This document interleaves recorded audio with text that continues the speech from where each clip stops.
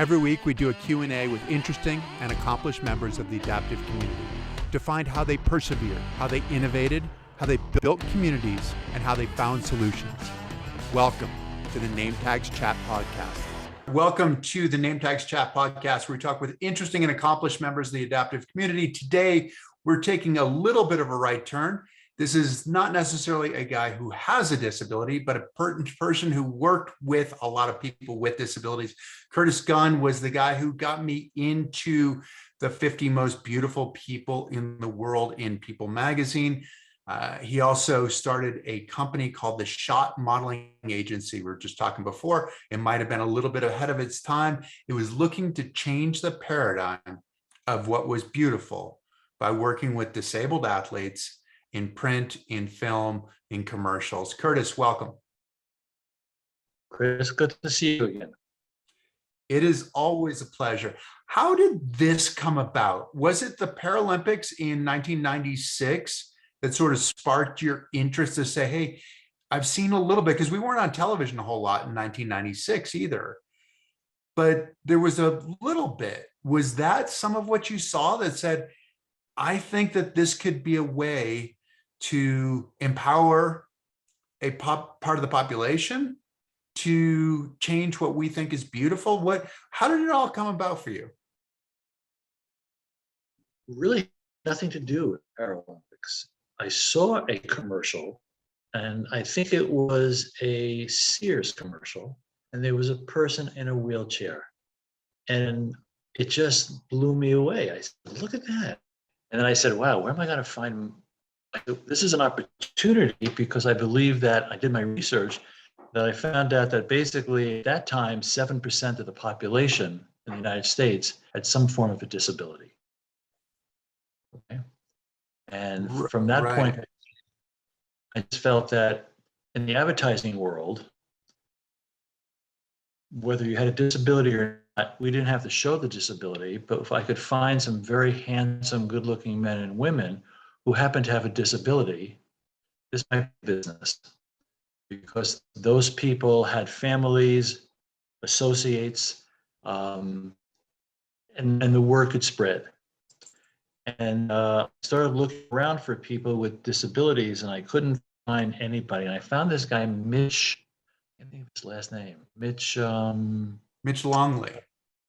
Thank you, Mitch Longley. Who's in your area, who's an actor. Right, he was in Connecticut, where I am. And he actually had done a Ralph Lauren print commercial, not as a disabled man. And that was the spark that lit it for me. And then I started researching more and more to try to find men and women. And that's when the Paralympics came forth to me.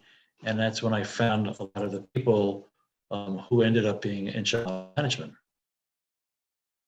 Huh. So the Paralympics were actually kind of came later for you. How did you connect with them? Did you kind of connect with, because I believe it was US Paralympics at that point, right, in Colorado Springs, or who was it you connected with? I don't remember her name. There was a young lady that I connected with in New York who had something to do with the organization. And we got to talking. We had dinner one night. She loved the idea of the shop model management. And that's where we met you. And then from you, we met other people. And obviously, I was looking for people that were really good looking, handsome men and women, because this was, in a certain way, it was modeling. It was modeling. We wanted good looking people. And I developed this philosophy that if you really look at a print ad today, you saw someone in the ad, you can't tell if they're disabled or not. They could be. They could be sitting on a chair, sitting on a bed, sitting in a car, sitting on a beach. Who knows? They could be. And that's what I used to say, is that my models could do either a disability modeling or they could do a regular modeling, because they were all very good looking people. They could compete with the regular modeling agencies that were out there as far as beauty, which was the measurement that bookers were looking for. So it was beauty, but it was also a bit of depth of story. Like there might be a bit more, because I mean, you could talk about like a newspaper insert or something like that. But if that person has a bit more of a story, you might get a bit more out of the advertising if somebody hears about it, if there's some publicity around it, whatever. So with the 7%, which actually now you're talking about 7% then, but at the time or now, U.S. Paralympic or the International Paralympic Committee is saying we the 15, right? 15%, 1.2 billion people in the world. That is their campaign. And exactly the same thing that you're talking about is that there are people who are in the community, but at the same time, they have friends, they have family, they have, whatever, classmates, these kinds of things that might affect what's going on commercially. How hard a sell was it for you? Exactly what you're saying is the point is that my feeling was that showing a disability would, on an advertising basis, sex sells, all kinds of things sells. And my feeling was is that a disability, showing a disability in a beautiful commercial or a print ad or a film ad or what have you, brought a microscope onto that advertiser, a different side of that advertiser. But it showed that they had a different aspect about life, about products, about things in life. How difficult was it? Very difficult. You're asking them to take a risk to a certain extent, right? I mean, sometimes it seems like in sales and marketing, it's easy enough to do what everybody else has already done. And you're saying, hey, we can revolutionize this. We can change the world. You can put yourself on the map as the most progressive company out there, which sounds like an easy sell. But at the same time, there's a lot of trepidation for a lot of people. Did you feel like at any point that you kind of got a bit of a breakthrough? It was selling without any real result. It was. Part of it was, Chris, was located in New York City. And most of the photographers in Manhattan live in and work in lofts. Most of the lofts in the Lower East Side did not have elevators. So it was difficult. You might remember we once had to carry you up 4 flights of stairs to get you to the studio. And that was part and parcel of the problems that I found, that people just, it's 25 years ago, people couldn't understand it and such. Nordstrom's stepped up to the plate. They understood it. This was a good thing to do. And hand in hand, the Paralympics was getting bigger and bigger. Every year it became more mainstream. People never saw the Paralympics on television. No, I mean, even as recently as 2012, I think we had 3 or 4 hours of television for the Paralympics in London in 2012. And by 2014, by Sochi, I think it was 72 hours. And it's now in the thousands. It was over 1,200 hours this past year. So it's continued to grow. But it's the challenge that you were up against, that it's like, hey, this is a great idea, but how do we make it happen? And what was your strategy as far as making it happen? Because in a lot of ways it's kind of played out now, or is playing out. I ran after every publication I could find: New York Times, Chicago Tribune, Hollywood Reporter. We had our 15 minutes of fame on Entertainment Tonight. You might recall we did that photo shoot. I had to pay for it.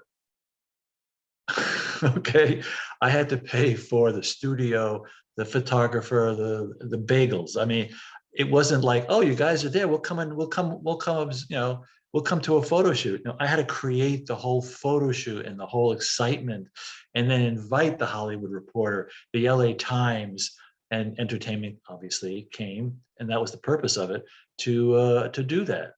Do you remember once we were on the rooftop of the Peninsular Hotel in New York? It was very, very cold. And we had the New York Times and the Wall Street Journal to come up and interview us. So I had to create, I guess like a lot of people do, I had to create situations to bring the press to. And then I created this book, Yeah.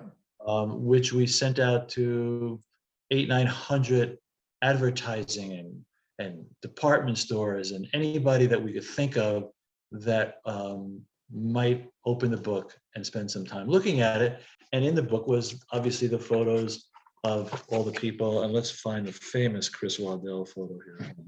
I might look a little bit different for the audience right now. You guys will recognize him immediately. Ah, yes. This was the look that we were going for. Another famous Waddell shot.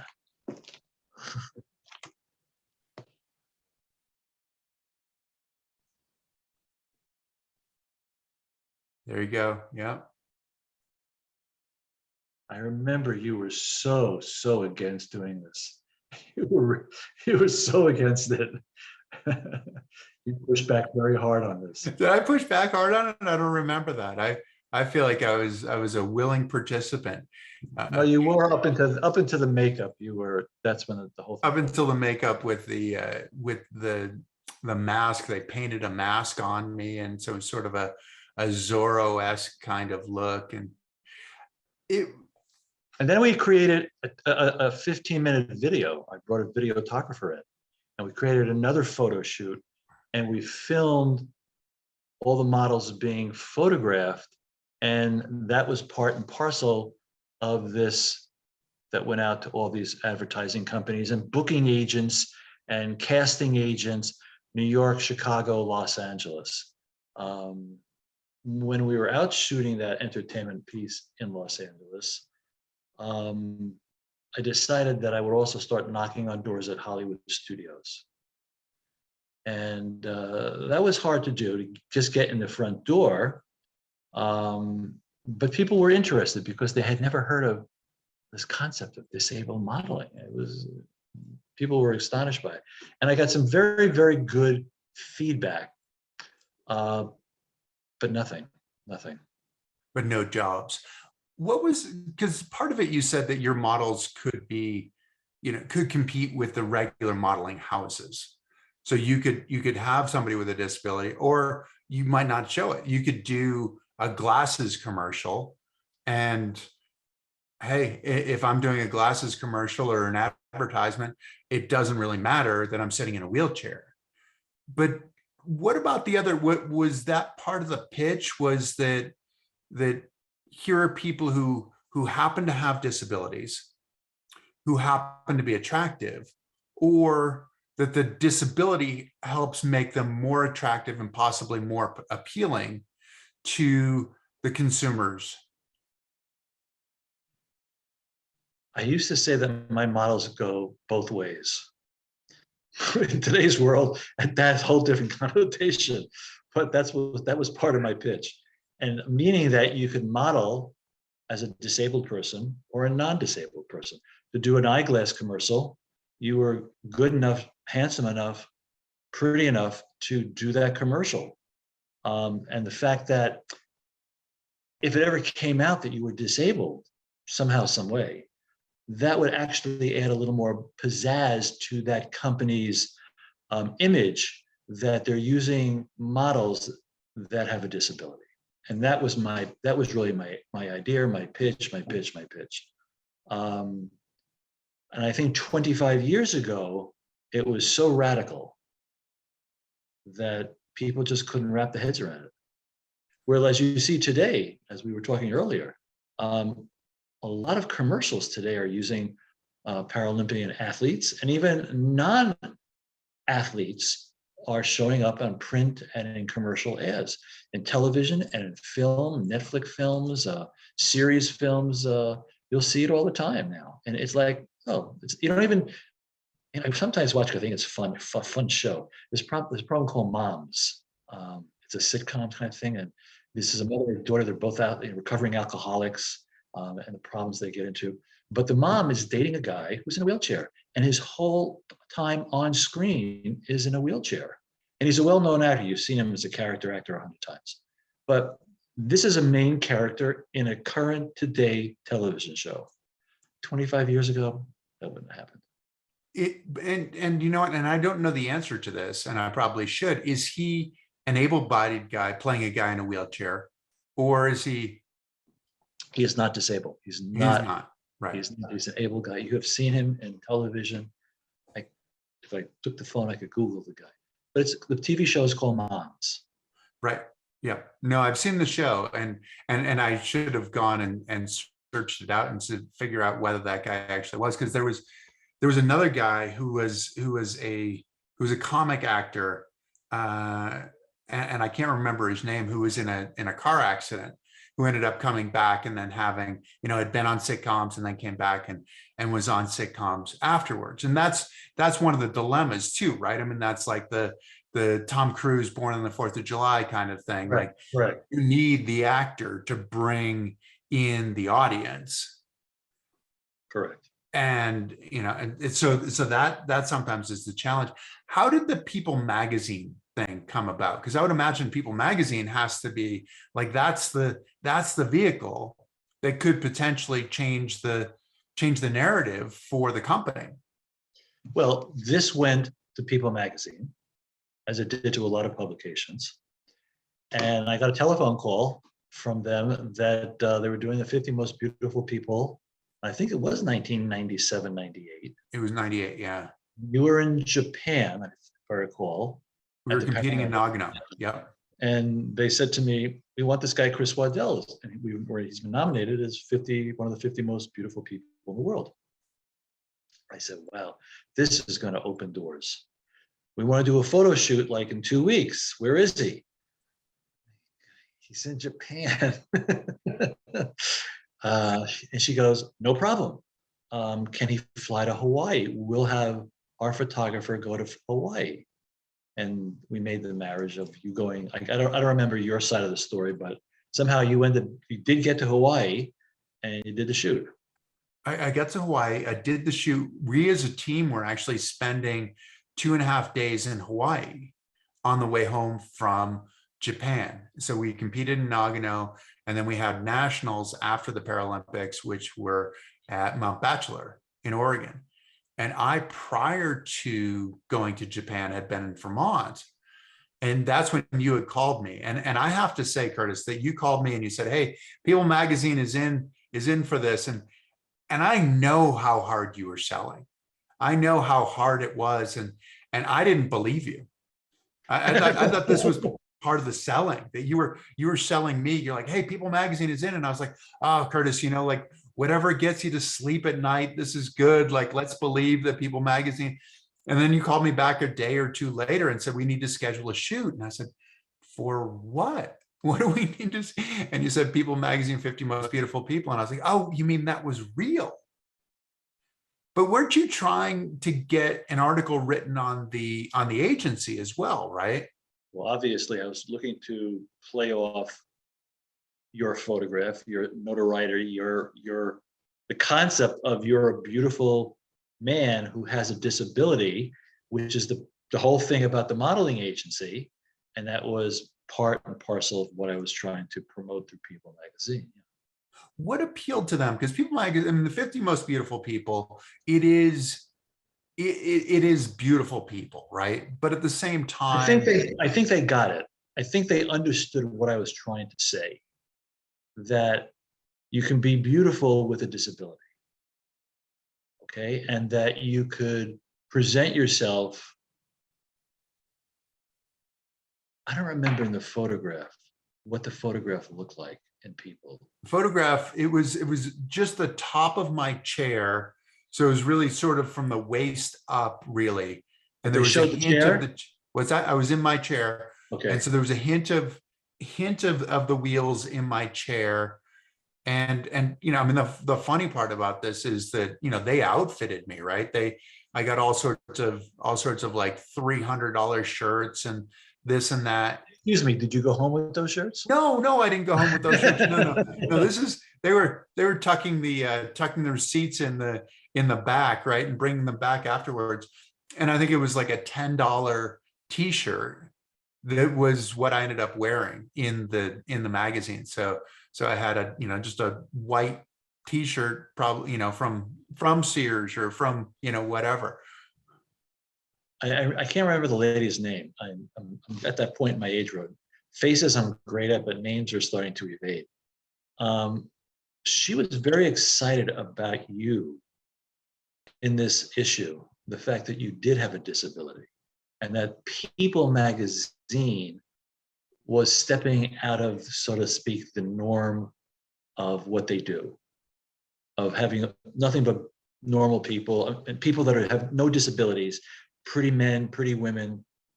And I think for them, I think it was a huge step for them. And I thought that they were looking for some payback, so to speak, advertising wise and such, by showing a man who was good looking, who can compete as with the other 49 other people in that magazine issue, but this person happens to be in a wheelchair.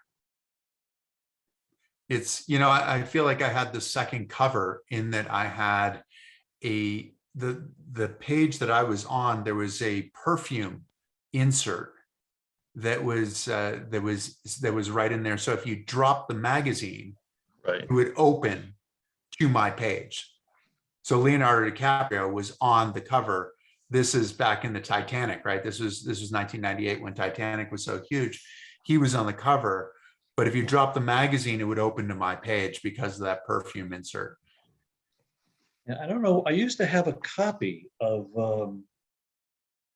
that People magazine issue. I was looking for it before we got together today. I don't know what the heck happened to it. I am trying to see if I can find it as well. But anyway, so it's kind of a funny thing. I mean, it sounds like, because I mean there were any number of athletes that they could have chosen, and they happened to choose me. And part of it is probably just the story, the athlete story, whatever. But it was no. You had no, I disagree. I think by that time in your career, you were a rising star within the Paralympic community. You were a world champion numerous times, and your photograph had been seen within that arena, and you're a good-looking guy, and I think it worked for them. And for me, I thought this was going to be the key. I thought this People magazine thing was going to blow the doors off, and we were finally going to get some people calling me up and say, "Oh, this guy Waddell, we'd like to use him," or "Do you have any other models that," and so forth and so on. And I really thought that was going to be the door opener. And it took a while. I mean, it's still, because how long did the agency go? It started in 97. 3 years. 3 years, so through 2000. And there were a fair number of them. We did some modeling, and it was kind of interesting just in terms of how some things were happening sort of concurrently as well. Like We Media was coming out, and we were doing a lot of work with them.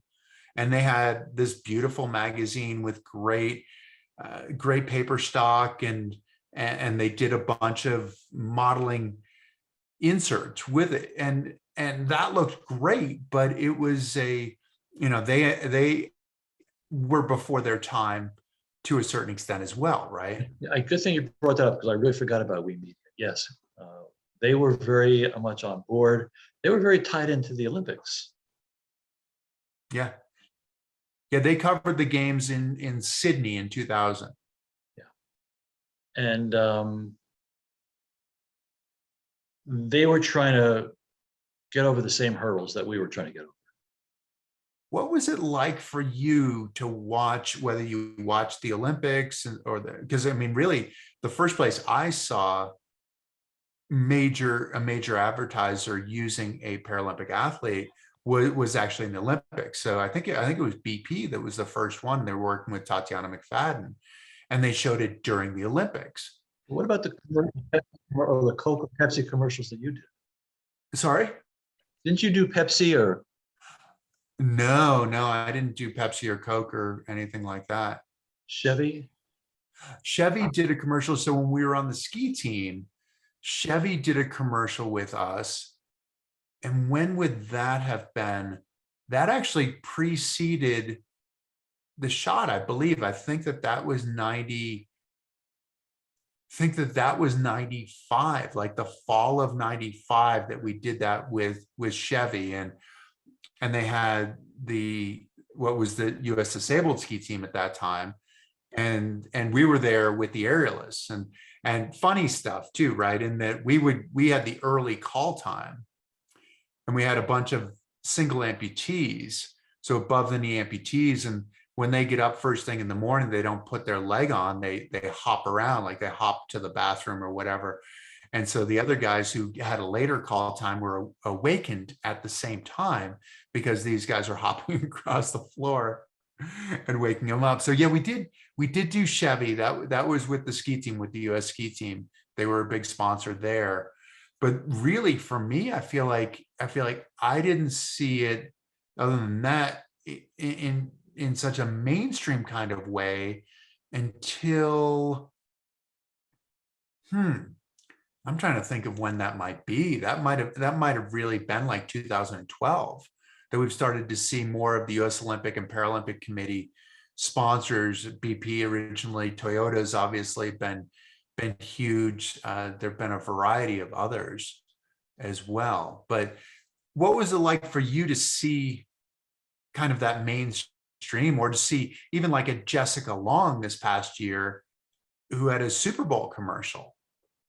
Well, at that time, I also thought that this was great. This was going to open up some doors for us. When I went to talk to them, their attitude was, well, we're already connected with US Paralympics and we have connections with all these people and we can go directly to them. So why should we go through you and pay you an agency fee when I don't have to pay an agency fee? And that was one of the issues that we ran into. And those individuals that were in those types of commercials got paid, I'm assuming, something, but there was that 20% that belonged to me never came to me. And we threw, I threw a lot of money into this. And there was hundreds of thousands of dollars that went into this. And What was your background, Curtis, that allowed you to take this leap of faith that you could make this happen? I came out of college and with a film degree, and I couldn't get a job in film. I just couldn't get it. I was on the Johnny Carson show as a page. And then a guy that I went to college with. What's your responsibility as a page? What does a page do? There were a lot of responsibilities. On the Carson show, there were three places you worked: the audience, you worked backstage with the guests, getting them coffees, sandwiches, whatever, and then you worked outside the green room. In that regard. And worked, what does that mean, working outside the green room? Basically, it was it was almost like it's not like security we have today, but it was like security. Okay. When no one came into the green room and so forth and so on. It was a fun job. You got 6 months to find a job within the industry. And we had uniforms. Even to this day, I have my page jacket that I stole, my NBC page jacket has my name on it. But you had to have your hair short and everything. And I got I interviewed for an associate producer on TV show Concentration. And there were 30, 40 people interviewed. It was me and another guy. And the producer says to me, let me ask you a question. Would you cut your hair if I made you cut your hair? And I said, what does that have to do? I just interviewed with 30 guys. Here I am. You got me here, not because of my hair. And he goes, great, wrong answer. And I didn't get the job. And then I started working for a t-shirt company that did rock and roll, not rock, gorgeous rhinestones and all kinds of beautiful stuff that was sold in Bonwood Teller and such. And Emerson, Lake and Palmer came up to the warehouse on Broadway, and I ran their production. How I learned production, it was a quick learn, but I picked it up very quickly. and they wanted to do sweatshirts. And these guys said, nah, nah, nah. As they're walking to the elevator, I went, psst, psst, psst, come here. And I did these 50 dozen sweatshirts. I convinced the printer and the guys down on Orchard Street to front me all this stuff. And I've always had this entrepreneurial spirit, basically. And I started with my partner from college, because he was working for another shirt company. I borrowed T-shirts from a girl from college that worked at Arista Records. His wife's sister worked at Columbia Records. I said, get me an appointment at Columbia Records. We're going on the T-shirt business. What are you talking about? I said, just get me an appointment. And I went up there and I said, I made all these T-shirts. And I lied, and I walked out with a $10,000 order, and I said, I'm in the T-shirt business. And I guess it was I've always had this entrepreneurial that nothing can stop me once I get rolling. And it became a pretty big T-shirt rock and roll tour merchandising company. In the end, we're the group that actually put Michael Jackson in Pepsi-Cola, because we were doing the Pepsi-Cola T-shirts here in White Plains, when he caught his hair on fire. We were the ones that made that marriage. But because of the nature of that business, I had started a family, I bought a house. I realized that this was not going in the right direction without going into details. And I quit that, and I took a job, didn't know what I was doing, selling second mortgages. And I ended up in the mortgage business for 26 years as a mortgage banker. Before you got into the shot? No, it was 1981, 82 that I got in the mortgage business. And I left the business in 97 because I saw that commercial, and I said to my wife, I've got this amazing idea. And she looked at me and she said, well, if you think you can do it, go for it. And I just quit my job and I went head first right into it. And this is back to your roots, back to your entrepreneurial roots of like talking your way into one place or another and convincing somebody. Is that part of what was attractive to you as well? Is that it was a hard sell? It appealed to my creativity. And I met this guy who was a model booker for a modeling agency in Manhattan, Kevin Jones, sweet guy, 6'8", dreadlocks, very imposing man, but the sweetest guy in the world. And I approached him and talked to him, and he became my mentor. And I would sit with him once a week and tell him about my problems, about trying to get this off the ground. And he was really very, very instrumental in a lot of the direction that I went, because Kevin was in that business as a booking agent. Yeah. And so what kind of stuff would you say to him? Like, what was he teaching you? Strangely enough, it was fashion. Do you understand what a print ad really looks like? Do you know what the photographer is looking for? Do you know what the agency is looking for? And he would bring like 6 or 8 high fashion magazines, European Vogues or whatever. And we would sit there having lunch and going through the pages and talking about what made that photograph what made that photograph. And how do you see your models fitting into that photograph? And things like that. And it was that kind of an education to train my eye to understand print ad, because he was a print guy. And that's what that did. And certainly the problems that I would run into. I had a partner that was not an honest guy, and I had an issue with that, who you met.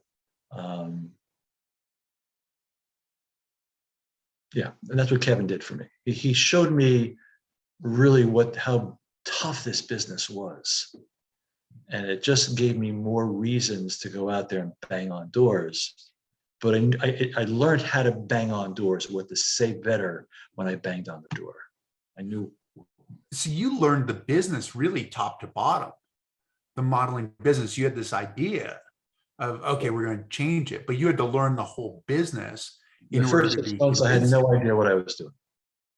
I really had I just had this crazy idea. I found these models, I found these people, and I just kept throwing cash, printing the books, printing. These are called agency books. These are what goes to the booking agents. Every model has one of these with their photographs in them. And those are leather. I mean, those have to be Yeah, expensive. I might have told you they were leather, but they're They leather. feel like leather? Okay, they're not leather. I didn't know what those books were. I had to find the guy to give me. Normally, these agencies print 150 at a time. I only needed 30. I had to convince these people to just do me a favor and print 30 of these. It was always, I would get up in the morning, get on that train in Westport, get down to the city, down to my office on Park. Was it Park or Fifth? Park Avenue. I had a nice address. That's a great address. It was a great 100 Park Avenue. Yeah, it was, but I loved it. I loved it because it was a challenge. Every day was a challenge. And there were days I get on the train and I say, what am I doing? I'm banging my head against the wall here. But I get up the next morning and get on that train and do it again. Because every once in a while I would get a spark. I would get someone would pick up the phone and want to talk to me about the agency. And it was great. It was great. And I met people like you, and I met all kinds of wonderful, wonderful people. It was an education. I mean, I've had you to my home. You've slept here. I remember once going out for dinner in Fairfield. We were at some burger place, and the two waitresses just didn't leave you alone. And I because obviously that's why you were in the 50 most beautiful people, because of your looks and whatever. That's what the beautiful people were all about. I'm sorry to be very simplistic about it, but it was, when Mitch, Yeah, he got that job, and he was a recurring character in that television show Vegas. Vegas. He was in Port Charles as well. So the soap opera. Oh, right. Correct. I forgot about that. Yeah. But rebound from Port Charles to Vegas with James Caan. Oh, really? Okay, I did not know that. No, that ran for about 3-4 years or more. It's actually on reruns now. But yeah, and he was he was the IT guy that watched the video cameras on the Vegas floor and stuff like that. But he was a regular character, figuring out all the problems and the bad guys. And I thought, geez, he's on a regular TV. This is going to open up doors. This is going to open up doors. Who did you need in some ways, because it's like you had Kevin as the mentor. You had some of these people, you had the sort of dribs and drabs in some ways, right? I mean, it's like, it's enough to keep you enthused. Like, okay, we're there. It's kind of like, it's like playing golf, right? It's you get that one great shot that brings you back the next time, but it doesn't happen as consistently as you'd like or as you needed. Who did you think, or what company did you think could be that catalyst to open it up? I mean, obviously we've talked about People Magazine already, and that could well have been it, but it didn't quite gain the momentum. And that's been a challenge. I mean, that's a challenge for me in my career as well. I was an athlete, but I never really got paid to be an athlete. I got paid to speak. I got paid to, by sponsors and those kinds of things. And it's always kind of like you're almost in the door, but you're never quite completely in. Well, if you look at what you've done, you've created one revolution. Okay, this whole educational thing within school systems, very unique, very out of the box, and you were able to I don't want to say convince, but you were able to educate educators to allow you to come in to educate students about disability and being different and so on. So in a lot of ways, what you did with One Revolution is what I was trying to do with the shop, trying to open doors and educate people to disability through beauty. Because I think a lot of people, when they would see someone with a disability, there was this uncomfortableness about themselves. I'm not sure if that I'm projecting what I sometimes felt as an individual. And I think that the shot offered, in my mind, people to see people for who they were, people, and that they can do regular activities. They can drive a car. I'll bet you there's a lot of people, even today, that don't understand how someone who's a paraplegic can drive a car. No, I get asked the question all the time of like, how do you drive a car? And the answer is pretty simple. It's, I just have hand controls, a lever that attaches to the gas and brake and comes off of the steering column at a 90 degree, and down for gas, forward for brake. But it's, yeah, I mean, I think you're talking about, in a lot of ways, what we're talking about with sport too, is that it's, where do you make the connection? When you talk about disability, oftentimes that's where you make the separation of like, oh, I don't want to say something that's incorrect. I don't want to insult anybody. But the beauty, the sport is what's common, what's shared. And if we have something that's shared, then we actually see the individual, as opposed to seeing what the differences are. It's, I mean, and I think that you were successful in that. You were just ahead of your time. What was it like at the end? Like when you decided, okay, we're going to shutter this place, this is it. What was the emotional part? Did you feel like you'd laid the groundwork? Did you feel like you'd failed? Did you feel like now all of a sudden you have to get grown up and go back and be a mortgage broker? Or how did this all work? I guess, and for me, is I realized that it was an uphill climb that I just couldn't continue doing. Financially, I couldn't keep throwing money at it. It was one of those things where I'd hit the point where I knew I had set a certain dollar amount aside, and when I hit that number, I said, Curtis, you can't continue doing this. You're hurting your family. You're hurting everybody.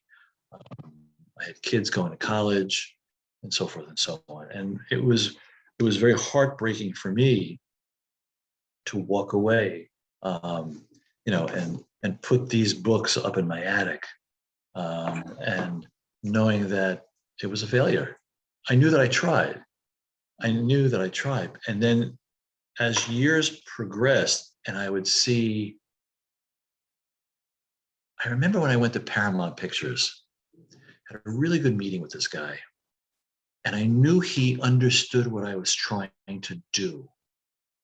But I knew that he had huge hurdles to get over to sell my idea to the people that he had to convince. And I walked out of that meeting and I said, and I really realized then how difficult a challenge I had set for myself.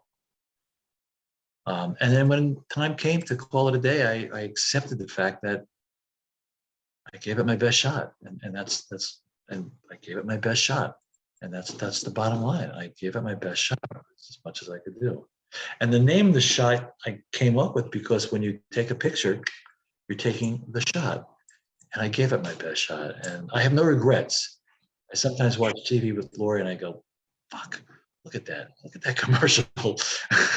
I said, look at that. I said, then I go, but that's fantastic. Look at that great commercial. I'm ecstatic.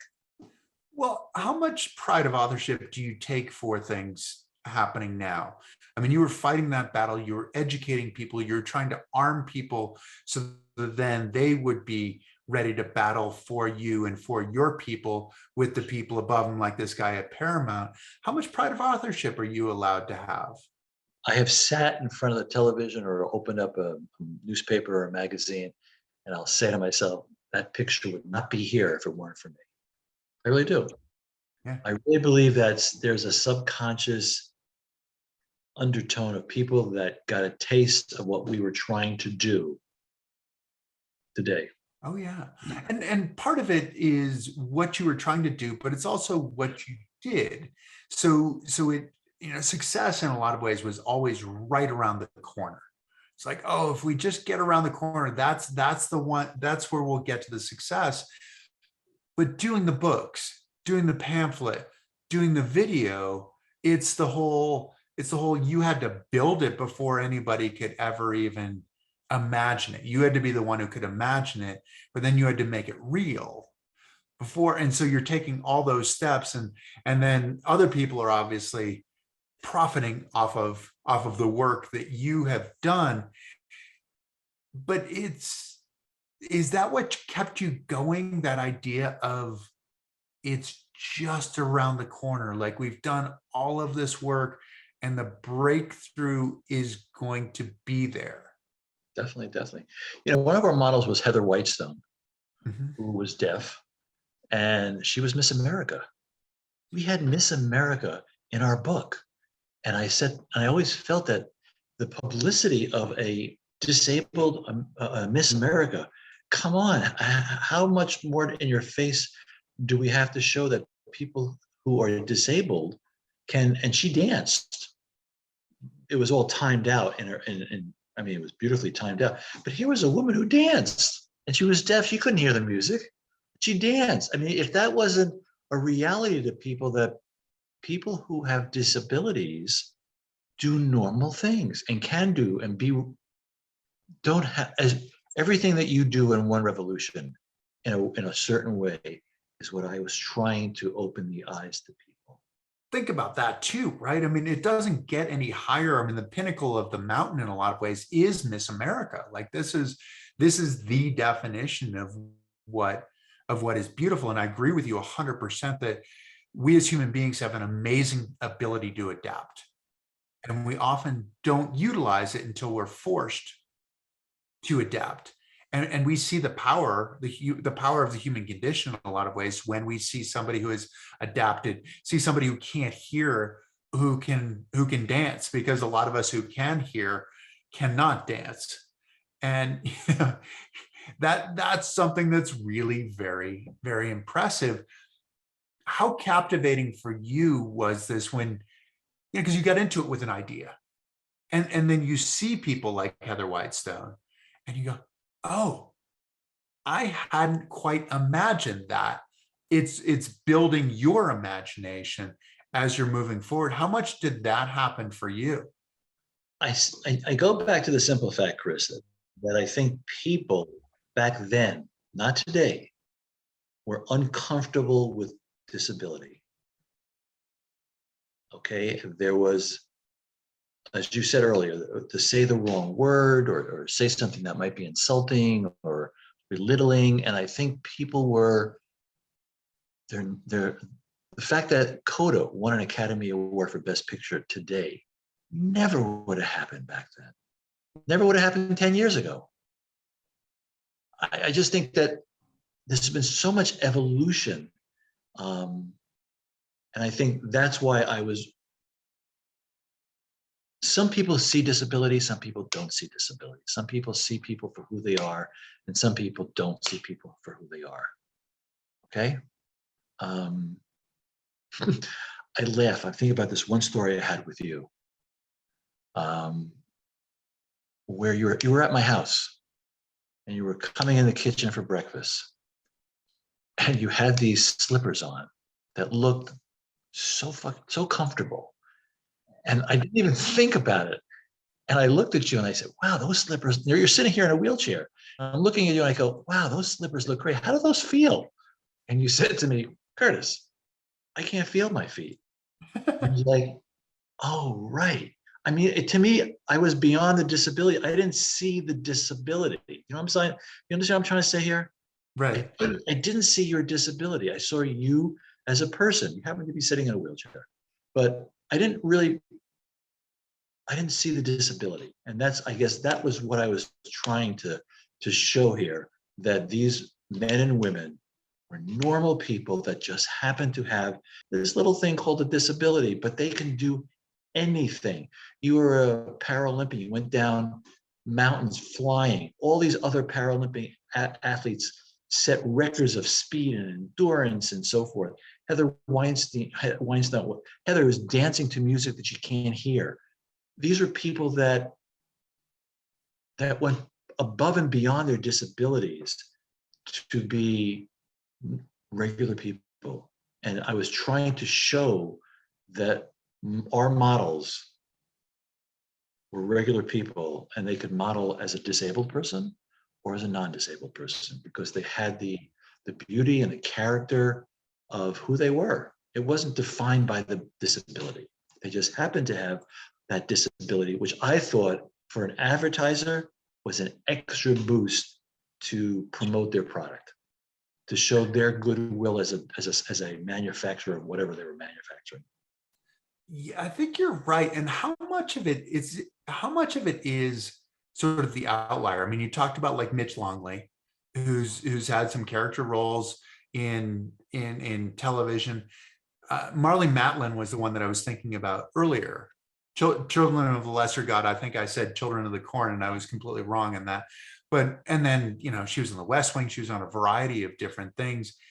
And in some ways it's an outlier, but in a lot of ways, what you were looking for is one, the outlier, but two, to bring the whole group along. And Correct. how much does that outlier, how much does that group then affect the way that you see society in general, right? So we're talking specifically about disability. We want people to see beyond the disability, to see the individual. But I mean, there's so many other parts of marginalization, right? I mean, we've got sex and age and race and all of these things, right? And how do we get beyond that to see the individual? How much of it is one outlier versus a group of people that can affect a greater change that way, not just in the specific sense, but in the sense of like, in the total sense. That was the purpose of shop model management. Yeah. That's exactly what I was trying to do in a nutshell. I mean, as simple as that may sound, what you were saying is exactly what I was trying to promote, trying to show. I don't know how to explain it any other way. I mean, we see today all these changes about sexism and all the things that we're experiencing today in this world. I don't know how else to explain it. I really don't. Do you see it particularly well? I mean, is this part of what you were bringing to the shop modeling agency? Was your ability to see the individual beyond whatever category that person happened to be in? That's where you figure where you're, because I mean, if you're starting a business, right? What is the thing that makes you unique? Why should you be here? Was that the thing that meant this is why you're supposed to be here? My feeling was that these people that were in this book were no different than any other person you see in Vogue magazine or any magazine. They're, as far as their physicality, as far as their beauty, men and women. And if you did not know that this person was an amputee, you never would have known. Right. You were looking at this person as an individual. And then if all of a sudden you said, holy, this person's an amputee, wow, how's that possible? They would say, how's that possible? Because it is possible that the disability does not define the individual. And that's, I guess, part of what I was trying to show, maybe subconsciously, but I was trying to show that the disability does not define the individual. And maybe selfishly, okay, I was trying to use the disability as a selling point. Right. To show people that this person has a disability, I got it. But just think about what that would do for you and your advertising as your audience said, holy smokes, this guy's in a wheelchair, really? He really doesn't walk? I mean, to me, that was my selfish using disability to promote the business, because that's what it was. Shop Model, the first modeling agency in the world that had disabled models, and we were the first in the world. Exclusively, exactly. 3 years, you jumped in fully into the job, put a lot of money into it. How were you changed after these 3 years? How did the experience change you? I've always considered myself a compassionate guy. I live in a small town. I've been in the volunteer fire department for 37 years. I've always given back to my community. I always give back. I've tried to teach my children that. And I think for me, my two daughters were very affected by the shop model management, that they saw these people not as disabled people, but as people. And that to me was one of the biggest benefits, the end result, that my two daughters I know are different today because of what they saw their father go through, working with people and meeting people. And my daughters met you, and I guess maybe for me, the end result is, all right, so I spent a lot of money, but I learned a lot. My kids learned a lot. My wife learned a lot. We all learned about people and human beings, and you're a greater member of your community, a larger community as a result. Possibly. That's what it sounded like to me. Well, I'm not perfect. Trust me. No, not saying that, but you're more connected with your community if your eyes open more, and your kids have their eyes open more. I'm not afraid to connect with somebody who may have a disability. I'm not afraid to approach somebody who I might see in a restaurant or something and say, "Oh, don't talk to that person." I don't have that. I mean, I don't have that. I don't have that fear or uncomfortable. Not fear, being uncomfortable talking to somebody or whatever who may have gone through something that caused them to be a disabled person. And I don't have to talk to that person about their disability. I'm only talking to them about them. About whatever, exactly. About whatever matters to them, about whatever matters to you, but whatever you share in common. Curtis, I'm so excited that we've known each other for 25 years. And I've seen you out in Park City, Utah. We've gone out for dinner in New York, whatever. I don't think once it ever came up any discussion about disability. Just two guys talking. Right. I mean, and that's all it's ever been. Exactly. There might have been some high points. There might have been some lower points in the conversation. We're not saying that we have the most erudite conversations, but it was always fun, and it was about the connection between us and not about the disconnect, really. But I thank you for taking the risk to make this happen, to run with an idea, to have seen an image and say, there's an opportunity there. And that to me is really cool. And if I've learned anything from working with you, that's exactly what I've taken, is this idea of, hey, it might be uphill, it might be really difficult, but if you have a good idea, it's worth fighting for. And thank you for educating me in that way. Well, I have only the highest respects about you. You're my favorite People magazine, most beautiful person in the world person. But I have learned so much about humanity from you and what you have done, and your one revolution. I mean, I sat through that once I think it was in Fairfield. Yeah. At one of your presentations, and I came home mesmerized. I was like blown away by it. It really was.